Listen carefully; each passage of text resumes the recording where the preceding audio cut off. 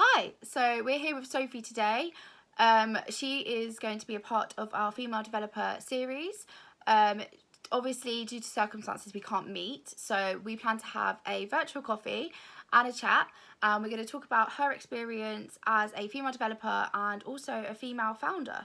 Hi, my name's Sophie. I founded Techniclarity, which is a business that helps female founders learn the tech know-how they need to launch and grow their businesses. Prior to that, I founded another business as CTO, Project Kitchen Table, which helped teenagers learn the communication skills they needed to manage their own mental health. Alongside that, I'm a software developer doing that freelance at the moment, in particular for an amazing domestic abuse charity called Chain. Before I founded my first business, I was working as a developer for a startup in Shoreditch. And I actually decided to start my company because I got offered a place on an accelerator program that offered kind of these guide rails to teach me all about being a founder. I knew I had good skills. I knew I had skills to build and develop products, but I didn't necessarily know everything else that came with being a founder. So that seemed like a really good way to start to kind of learn and immerse myself in that world. Some of the challenges I faced, I think the first one is definitely finding balance between building a business and having a kind of rest of your life going on. And that's definitely something I've had to learn to set boundaries around. And I think the other thing is just when you're starting a business, your brain has to switch between the micro to the macro so frequently. I have to think about what's the big vision, what's the big goal, and then 5 minutes later, I'm thinking about, well, actually, what does this singular word mean on this sales page? So it's it's getting good at kind of swinging between those two ways of thinking, I guess. I think it's really interesting that you say that because I definitely think there is that element of it's intimidating to learn an entire new skill, and it's intimidating to enter the tech space perhaps, which so I think it's great that you've got a company such as yours where you can learn what you need to know. Definitely. And I think that when people start businesses or start anything new, as adults, we're kind of not that good at saying, actually, I really need to learn something more about this. I might need to go back to school or do a short course to just upskill myself in this area. I don't know if we're that good at actually saying that. So the kind of rise of the number of courses and accelerators and schemes out there to teach us more, I think is really, really encouraging. Yeah, of course. And Techniclarity has been made to teach female founders what they need to know. Could you just tell me a little bit more about that? Yeah, so we offer two things. First of all, we offer one-to-one tuition for any woman that's founding her business. That will be focused exactly on what that woman needs, what is related to her goals, what's driving her business, what's holding her back there. I mean, that is broad. I could talk for hours about what we cover there because it's so individual. Courses wise, we help people go from that idea, that initial kind of spark of light for a business, turning it into a prototype is one course, idea to prototype. And then the next one we've got is prototype to product. So how do you actually, once you've got some kind of early validation, you've played with the idea, you know what it is a bit more, how do you actually turn that into a product? What does that look like? What does that mean? What does that mean for the long term when we're managing a tech product over time? Yeah, that's really exciting actually. And I guess you must see a lot of different journeys from prototype to product, which must be great. Well, that's kind of the whole point, right? Is that everyone comes in at different stages of their journey, and it's kind of our job to help people get to that next point, whatever that next point may be for them. And we pull out these idea to prototype, then prototype to product, because these are the kind of common phases we see people at. And it's super exciting to see someone come to us with at one stage and then kind of leave at another point. Yeah, definitely. And I have actually spoken to female founder Jessica Mendoza previously. She taught herself to code prior to launching into her business. So it's clear that there's been or is a gap in the market for companies such as Techniclarity. Why do you think there hasn't been as many businesses that are there to support women and people that want to learn to code, or people that want to branch into technology when starting a new business? It's such a good question. Why there hasn't been a business like this before?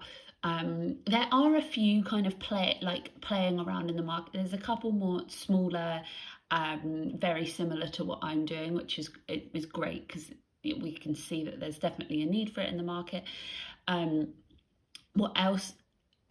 There are other things that kind of teach people fully how to transition their skills. So you've got kind of the coding boot camps that enable people to go through that entire career change. What we try and do is say, we're not trying to give you a new skill, we're more trying to increase your fluency in that, because you've already got some amazing skills in other areas. We don't need to be the most skilled in every area, we just need to be fluent across the board. But why there hasn't been something like this in the past, I really don't know. It's such a good question. Whether there haven't been people that feel like they've got the education experience and the tech know-how and the founding experience to do it around. I have no idea. I'd love the answer to that question. What do I think that Techniclarity will bring to the tech space? So I'm really hoping that it's going to encourage more women to get into entrepreneurship. I saw one study that said women are less likely to found their businesses than men, which is a pretty commonly known statistic. But the thing that shocked me the most was the reasoning behind that. So men don't found a business because they don't think that their idea is good enough, but women don't start their businesses because they don't believe they have good enough skills. That isn't that they don't have good enough skills, it's that they don't believe that they have good enough skills. So it's all a confidence thing. And I just think if we can level that playing field in entrepreneurship, think about all the new businesses that are going to enter the market. It's super exciting. And that's definitely something I learned when founding my own businesses, is like, it's impossible for you to be the expert, to be the best at everything. That's why we hire people, have teams around us to do these different things. But if you don't understand what the people you're working with are doing, there's no way you can evaluate their work. There's no way you can know if you're paying them appropriately, which is a really common problem that we see with people trying to launch tech products. So it's all about leveling that playing field so that women can launch their businesses, can grow their businesses with confidence, because someone has clearly explained and equipped them with the knowledge around what the process is around building, growing and maintaining this tech product. Yeah, definitely. And I think it's amazing that you say that your main passion is encouraging others into technology. What would you say initially made you go into technology, if you could pinpoint it? Oh my god, I can pinpoint it, but it's like not, it's a bit of a I don't know, it's not that inspirational of a story, really. So when I was at school, I really loved maths, and I applied to go to university to do maths. And when results day came around, I didn't get the grades I needed to do maths, so it was looking like I wasn't going to go to university. But I got an email from Bath University saying, you can still come, but you have to do computer science and maths. And as an 18-year-old, I was just so desperate to go to university. I was so done with living at my parents' house. I didn't want to wait another year to reapply, that I just said, yeah, fine, okay, let's go and do that. I mean, I'd never done computer science ever. It wasn't an option we got presented at school. I really didn't know what it included. I mean, maybe this shows you something about my decision-making process. It was a gut move. And it was like the best thing I've ever done. I learned to code during my degree. I learned loads of other cool stuff that you learn on a computer science degree. I hated the maths part of my degree, so thank God I didn't go and do that as the full degree. And from that, you're a computer science student, so when you graduate, you're immediately shoved into the tech space, aren't you? And my career's just, I guess, been one move after one move after one move. from that kind of quite random, really, starting point. Yeah, no, and I think that's the way it is sometimes. You're not expecting it. Things just sort of seem to fall into place.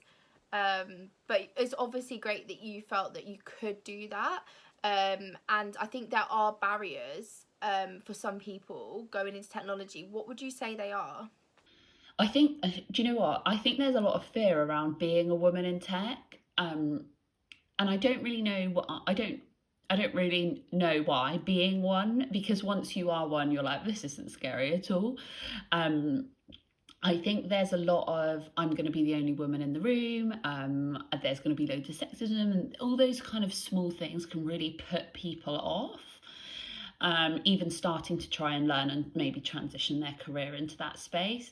What I can say to that is that's not the experience I've had at all. Like, yeah, maybe sometimes there will be more men than women around, but not in every room, and that's not the worst case.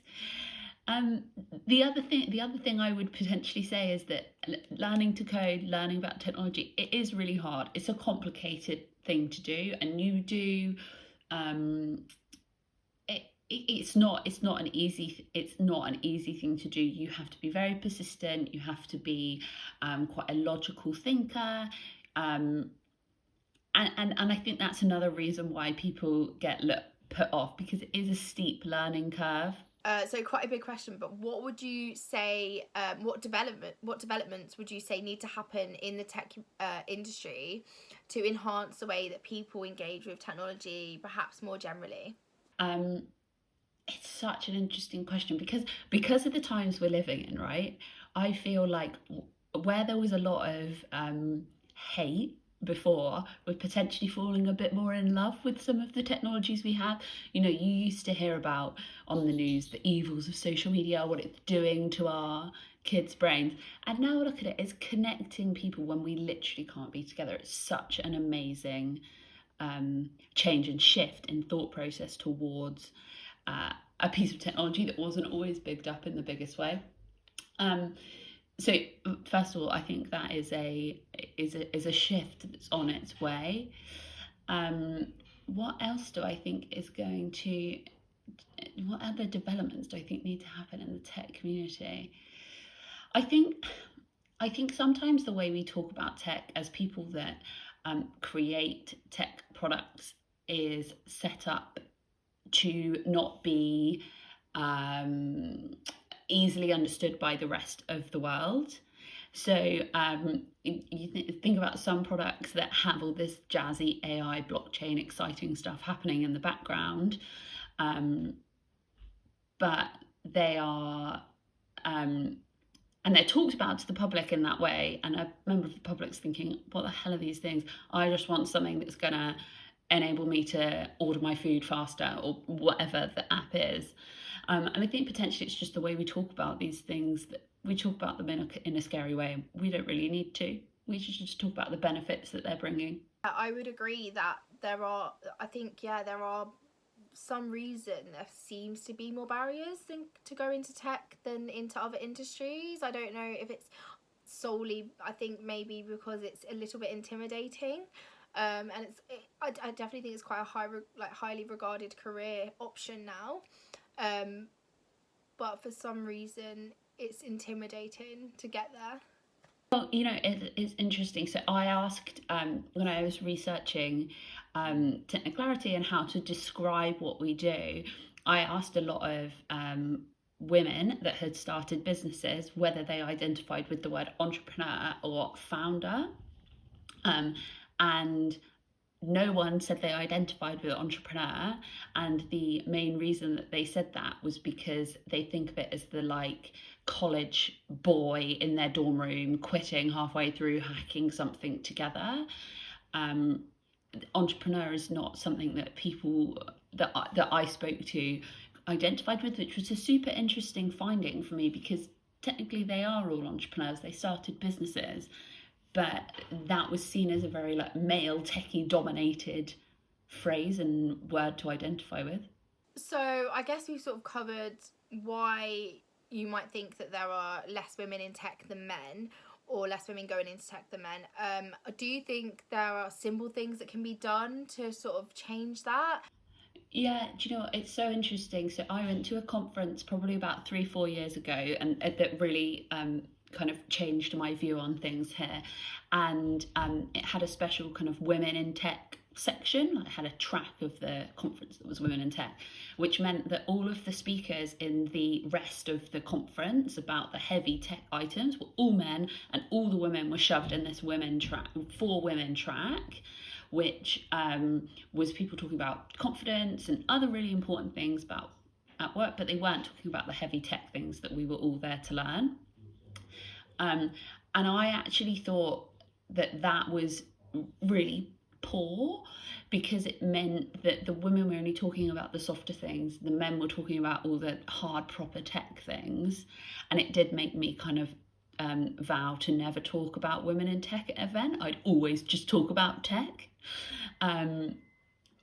You know, when you're, because I think it is about representation of who's speaking, who else is seen as an expert in that community, and that encourages kind of more people to attend those events. I think it's important to pitch things where women are speaking not as women sometimes, because I think a woman in tech event actually puts off men from attending, which then creates a divide. So quite a big question, but what would you say, what developments would you say need to happen in the tech industry to enhance the way that people engage with technology, perhaps more generally? Well, I think connectivity is like the number one thing. Super interesting to see how that's going to play out, and how the conversation around that is going to change once we come out the other side of this. The second thing I think is 10 years ago, with the tech we had, there's no way our people would have been able to carry on working in the way that they have. The fact that we're doing this interview right now, we're on Skype, we're filming ourselves, we're gonna, you know, we've made it work. Business as usual has kind of carried on for a lot of people. That's pretty amazing that we now have technology that enables us to connect and do that. And the third thing is that, you know, I think that this pandemic might shift a lot of people's priorities. It might make them rethink potentially what they're doing. Potentially people might be out of work, and I'm actually seeing a lot of fellow business owners that only have physical businesses, so coaches, yoga studios, people that sell in shops are thinking, how do I turn this into an online offering now? I need some tech in my life to make this happen. And I'm hoping that maybe this will seed some more people to get more techie, entrepreneurial. But we will see. As long as we all, or as many of us as possible, stay healthy, that's, I guess, all we can ask for, right? And finally, it's quite a big question, but if there was one thing that you could change within the tech space, what would it be? This is literally the hardest question, because there's so many things. I think, honestly, and it's one of the things I really believe in with technicality, is just that more people would have fluency about the world that is tech, the industry in general, and how not necessarily they can join it, but how they can tap into it.